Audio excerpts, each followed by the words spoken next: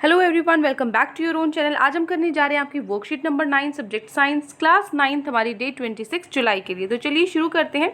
आज की वर्कशीट में हम पढ़ेंगे मोशन के बारे में। ठीक है, मोशन के अंदर हम स्पीड के बारे में कुछ चीज़ें जानेंगे।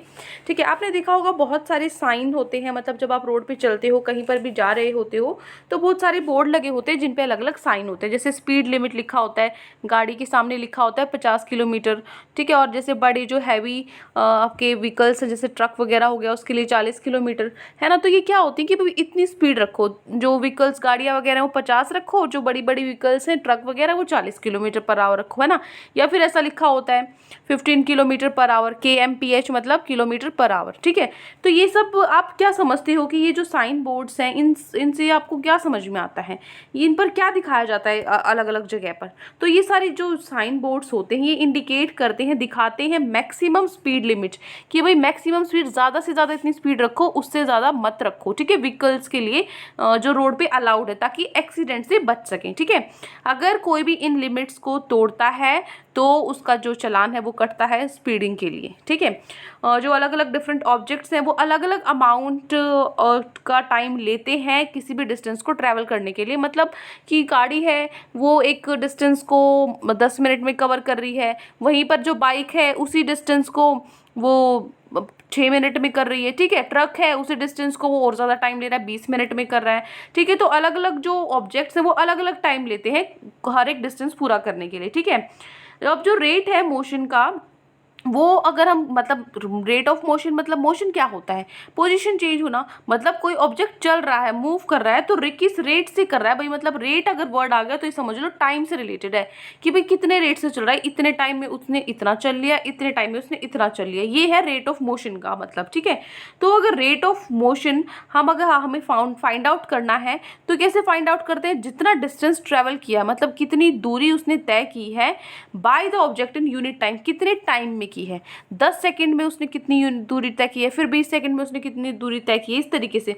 तो ये क्या होती है, ये होती है क्वांटिटी ऑफ स्पीड, की कितने टाइम में उसने कितनी दूरी तय की है, वो होती है स्पीड। ठीक है, जो SI यूनिट होती है स्पीड की वो होती है मीटर पर सेकंड। और जो बिगर यूनिट, अगर इससे बड़ी यूनिट लेनी हो तो मीटर को किलोमीटर कर दो, सेकंड को आवर कर दो। किलोमीटर पर आवर हो गई बड़ी यूनिट, और छोटी जो हमारी SI यूनिट होती है स्पीड की वो होती है मीटर पर सेकंड। ठीक है, to specify the object of an object we require only magnitude. अगर हमें किसी की ऑब्जेक्ट की स्पीड देखनी है तो हमें सिर्फ उसका मैग्नीट्यूड से ही पता लग जाता है। जैसे 5 किलोमीटर पर आवर है, तो जो 5 है ये मैग्नीट्यूड है, और जो किलोमीटर पर आवर है ये इसकी यूनिट है। ठीक है, तो मैग्नीट्यूड से पता लग जाता है 5 है, 10 है, 12 है। तो ये क्या है, एक स्केलर क्वांटिटी है। स्केलर क्वांटिटी क्या होती है, जो मतलब डायरेक्शन का फर्क नहीं है। मैग्नीट्यूड, इस मैग्नीट्यूड का मतलब क्या है, मैग्नीट्यूड हो गई और डायरेक्शन हो गई। ठीक है, मतलब किस डायरेक्शन में चल रही है, 5 किलोमीटर पर आवर राइट में जा रही है, 5 किलोमीटर पर आवर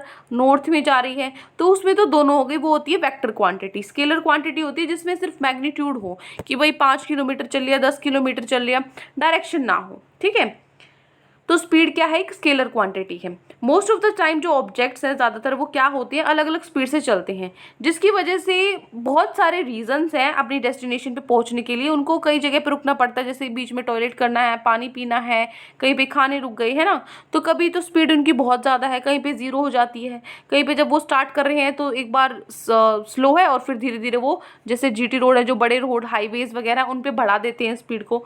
तो अलग अलग स्पीड तो हो ही जाती है किसी ना किसी कारण।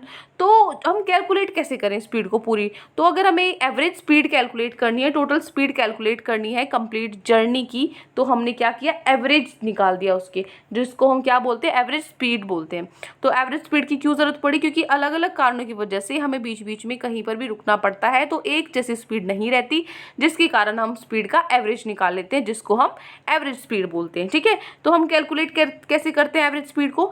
एवरेज स्पीड का फॉर्मूला होता है डिस्टेंस ट्रेवल्ड बाय ऑब्जेक्ट, कि जो टोटल डिस्टेंस कितना तय, चाहे बीच में रुके हो चाहे वो तो छोड़ो, टोटल डिस्टेंस ट्रैवल कितना किया है, तो हमने वो ऊपर लिखेंगे, नीचे लिखेंगे टोटल टाइम टेकन। बीच में मान लो 5 मिनट कहीं रुके, 10 मिनट कहीं रखी, तो उन सब का टोटल करके नीचे लिख दो।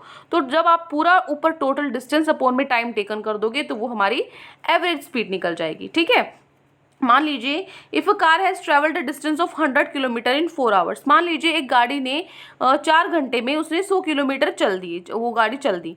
ठीक है, अगर उसकी स्पीड पूरी जर्नी के दौरान अलग अलग है, अलग अलग टाइम पे, तो हम क्या करते हैं, उसकी एवरेज स्पीड निकालते हैं। एवरेज स्पीड क्या होगी इसकी, 100 किलोमीटर टोटल डिस्टेंस अपॉन में टाइम 4 घंटे है, तो 25 किलोमीटर पर आवर तो पूरी एवरेज स्पीड है। ठीक है, चलिए अब ये तो हो गई हमारी वर्कशीट की जो थ्योरी है। अब हम चलते हैं हमारे क्वेश्चन आंसर्स पे। तो आज की वर्कशीट में आपके ये 4 क्वेश्चंस गिवन है, जिनको 1 बाय 1 हम सॉल्व कर लेते हैं जिनके आंसर्स।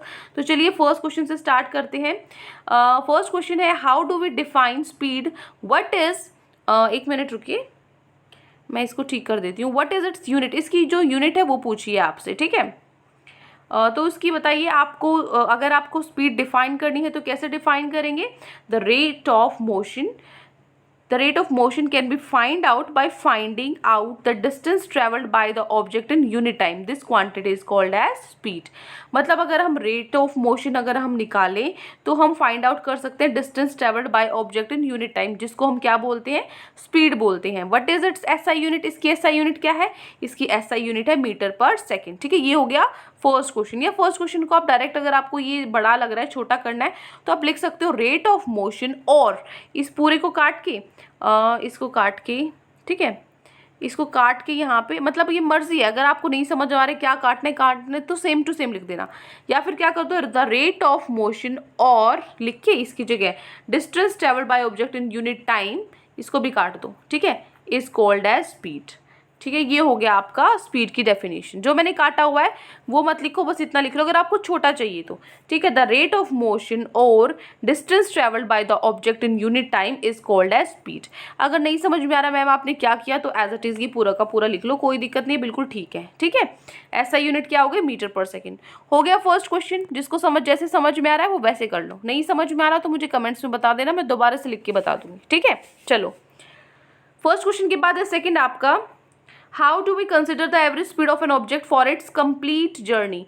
मतलब जो why do we consider, sorry, क्यों कंसिडर करते हैं हम, एवरेज स्पीड क्यों निकालते हैं पूरी जर्नी के लिए, क्या जरूरत पड़ जाती है एवरेज स्पीड की। तो मैंने बताया था मोस्ट ऑफ द टाइम जो ऑब्जेक्ट्स हैं वो अलग अलग स्पीड से चलते हैं, किसी अलग अलग कारण पे अपनी डेस्टिनेशन पे अलग टाइम पर पहुंचते हैं। ठीक है, तो इसीलिए हमें कैलकुलेट करनी पड़ती है एवरेज स्पीड पूरी जर्नी की, पूरी कंप्लीट जर्नी की। ठीक है, तो ये हो गया आपका क्वेश्चन नंबर 2। क्वेश्चन नंबर 2 तो बिल्कुल। तो नेक्स्ट जो आपका थर्ड क्वेश्चन है उसमें आपसे पूछा गया है, can speed of an object be zero, क्या किसी ऑब्जेक्ट की जो स्पीड है वो जीरो हो सकती है। आपको अपना आंसर भी देना है, येस या नो, कुछ भी हो। ठीक है, तो देखो जो स्पीड है वो क्या होती है, speed is the distance travelled in the given time. एक टाइम में कितना ज़्यादा उसने डिस्टेंस ट्रेवल कर लिया, कितनी दूरी कितने समय में कर ली, यही स्पीड है ना।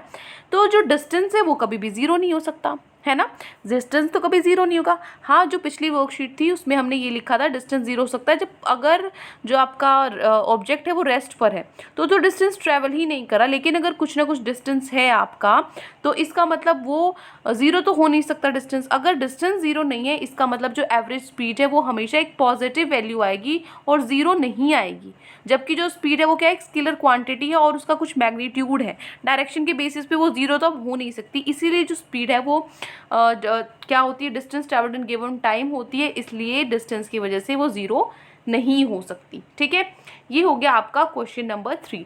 या आपको इस तरीके से आप लिख सकते हो कि भाई अगर डिस्टेंस, अगर ऑब्जेक्ट ही अगर रेस्ट पर है ना, अगर ऑब्जेक्ट रेस्ट पर है तो डिस्टेंस आपका, वैसे देखो डिस्टेंस तो होगा ही नहीं, फिर तो डिस्टेंस ही नहीं होगा।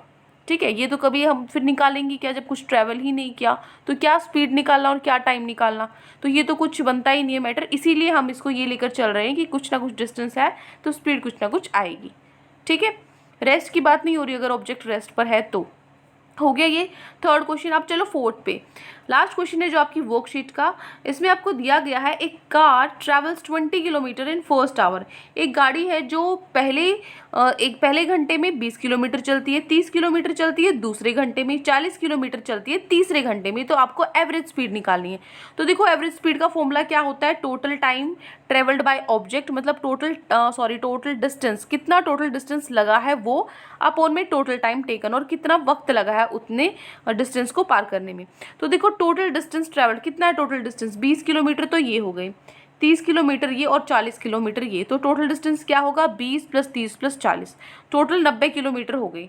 और टाइम देखो, पहला घंटा, दूसरा घंटा और ये तीसरा घंटा, 3 घंटे हैं, तो इतने डिस्टेंस में उसने 3 घंटे लगाए। तो 90/3 कितना हो गया, 3 से हमारा 90 कट गया, 30 किलोमीटर पर आवर हमारा आंसर आया। तो मतलब जो आपकी एवरेज स्पीड है वो क्या है 30 किलोमीटर पर आवर। कौन से फॉर्मूले से? इस फॉर्मूले से। ठीक है, तो ये आपके चारों क्वेश्चन यहाँ पे कंप्लीट हो गए। आई होप आपको अच्छे से समझ में आ गई है। कोई भी डाउट है किसी भी क्वेश्चन में तो कमेंट सेक्शन में आप मुझसे पूछ सकते हैं। और अगर आपको लेक्चर अच्छा लगे तो चैनल को सब्सक्राइब कर सकते हैं, वीडियो को लाइक कर सकते हैं। आज के लिए इतना ही, मिलते हैं नेक्स्ट वीडियो में। Till then take care, bye bye.